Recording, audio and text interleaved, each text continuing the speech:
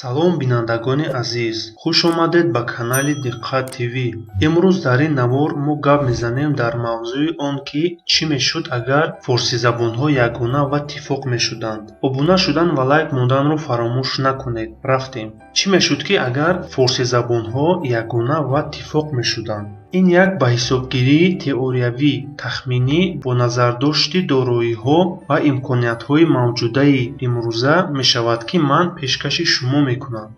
форсизабонон гуфта ман дар назар дорам танҳо се давлати форсизабони имрӯзаро ин Тоҷикистон, Афғонистон ва Эрон аст. забони давлатии ин давлатҳо форсӣ, тоҷикӣ, дарӣ ҳастанд. яъне як забони порсӣ ки якчанд шеваи гуногун дорад, аммо инҳо якдигарро бе мушкилӣ мефаҳманд. вале дар ҳудуди ин се давлати форсизабон миллату қавмҳои гуногун умр ба сар мебаранд. миллатҳои сершумору таъсирдорашон дар ҳудуди умумии ин се давлат ин пеш аз ҳама форсҳо тақрибан 37 миллион нафар, тоҷикон 18-22 миллион нафар, озариҳо тақрибан 15-30 миллион нафар ва паштуҳо тақрибан 10-13 миллион нафар мебошанд. ғайр аз инҳо ҳастанд боз халқу миллатҳои дигар низ, мисоли курдҳо, арабҳо, балучҳо, узбекҳо, лурҳо, туркменҳо, арманиҳо, халқҳои помирӣ, қирғизҳо, яҳудҳо ва ғайра. аҳолии Тоҷикистон 9 миллион нафар, аҳолии Афғонистон 32 миллион нафар ва аҳолии Эрон 81 миллион нафар буда, аҳолии умумии ин се давлат дар якҷоягӣ 122 миллион нафарро дар бар мегирад. ва ин 122 миллион нафар аҳолии ин се давлат форсизабон мебошанд, гарчанде ки миллату қавмҳои гуногунанд, бо ҳам ҳамсоя давлат ҳастанд. ва чунин савол пайдо мешавад ки мудоме ки ин давлатҳо форсизабонанд, чаро ягона нашаванд? афсус, ин кор хеле мушкил аст аз сабаби оне ки дар ҳудуди ин давлатҳо миллатҳои дигар низ зиндагонӣ мекунанд ба монанди озариҳо, курдҳо, лурҳо, узбекҳо, арманиҳо, туркменҳо, балучҳо ва ғайраҳо. ва ҳар яки онҳо низ мехоҳанд ки ё ба давлати миллии худ баргарданд, ё давлати миллии соҳибистиқлоли худро ташкил кунанд ва барои ин ҳаракатҳо низ мекунанд. вале чӣ хеле ки дар боло гуфтам, теориявӣ мебинем, фарз мекунем ки ин кор амалӣ гашт, яъне се давлати форсизабон Эрон, Афғонистон ва Тоҷикистон тифоқ шуда як давлат шуданд. пас ин чӣ гуна давлат мешавад? биёед аз номи ин давлати нави бузург оғоз мекунем.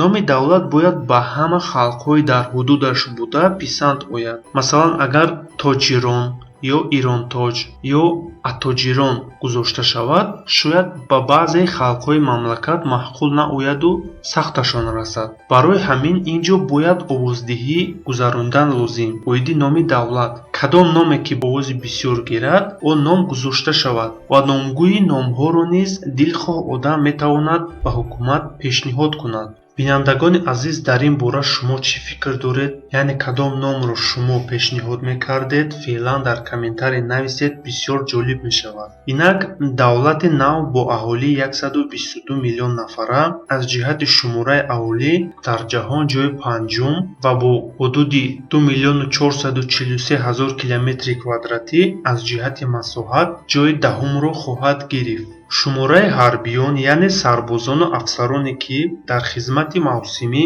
ва ҳатмӣ доимо қарор доранд, 2 миллиону 40 ҳазор нафарро дар бар гирифта, аз ҷиҳати шумораи ҳарбиён дар ҷаҳон дар ҷойи якум хоҳад истод.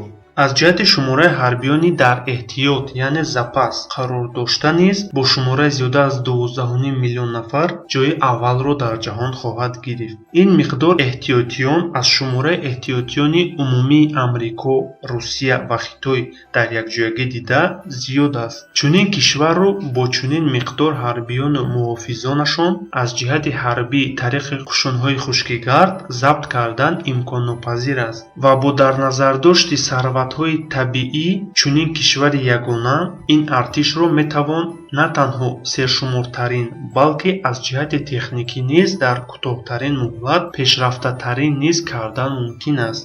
чунин коркардҳои давлати эрони имрӯза дар самти ғанигардонии уран барои истифода дар соҳаи ҳарбӣ ва сохтани яроқи атомӣ истифода бурда дорои яроқи атомӣ метавон шуд ки бо воситаи он дар саҳнаи геополитикаи ҷаҳонӣ яке аз бозингарони асосӣ ба монанди амрикову русияву хитой метавон шавем. Кӣ медонад, шояд имрӯзҳо низ аллакай Эрон дорои яроқи атомӣ бошад, чунки даҳсолаҳост ки давлатҳои Ғарб бо пешсафии Амрико нисбати Эрон таҳримҳои гуногуни шадид барои барномаи атомияш ҷорӣ мекунанд. Зуд таҳдиди ҳуҷум низ мекунанд, аммо дар амал кор ба ҷанг намерасад. вақте ки давлати аҳолияш 122 миллион нафар, дорои артиши 2 миллиону 40 ҳазор нафара ва дорои яроқи атомӣ аст, ӯро хоҳанд нахоҳанд эҳтиром мекунанд. ва чунин давлат метавонад худашро аз ҳама ҷиҳат таъмин кунад, агар ӯро зери таҳрими шадид низ қарор диҳад. ҳоло давлати Эрон аз ҷиҳати оби ошомиданӣ ва об барои кишту кор танқисӣ мекашад. Тоҷикистон, Афғонистон бошад аз лиҳози маводҳои нафтӣ, газӣ, пеш аз ҳама сӯзишворӣ танқисӣ мекашанд ва ғайра мушкилиҳо ҳаст. Аммо дар ҳолати якҷоя шудан ҳама ин мушкилиҳо бартараф хоҳанд шуд, зеро ки оби ошомидании тоза дар Тоҷикистон, Афғонистон басанда аст. Нефту газ бошад дар Эрон. Умуман бисёр камбудиҳо, ки имрӯз ҷой доранд, дар ҳолати якҷоя шудан бартараф хоҳанд шуд. танҳо як сиёсатмадори хеле ҳақиқатпараст, ғайюр, хоксор, одил лозим аст, то ки халқ ва элитаҳои ин се давлатро ба худ ҷалб кунад ва давлатро бо системаи ба ҳама мақбул ташкил кунад. мушкилиҳои асосӣ ин на миллатҳои гуногунанд, балки равияҳои динии гуногун ҳастанд, ки зуд метавонанд сабаби муноқишаҳо байни намояндагони ин равияҳову мазҳабҳо гарданд. вале ба фикри ман, агар режим демократии ҳақиқӣ бошаду давлат зиндагии осоиштаи мардумро таъмин кунаду илму маърифи боқувват дошта бошад, ягон проблема дар ин бора нахоҳад шуд. ҳама ҷангу ҷанҷолҳо, муноқишаҳо аз бесаводӣ, беақлӣ ва бекориву бепулист. аз як тараф ин хуб аст ки агар мо форсизабонон ягона шавем, давлати боқуввате метавонем ташкил кард, вале аз ҷиҳати дигар миллати тоҷику давлати миллии тоҷик бо нон Тоҷикистон барҳам мехӯрад ва бо ҳамин худо медонад ки кай боз миллати тоҷик соҳиби давлати миллӣ гардад. проблемаи асосӣ барои мо ҳамин мешавад.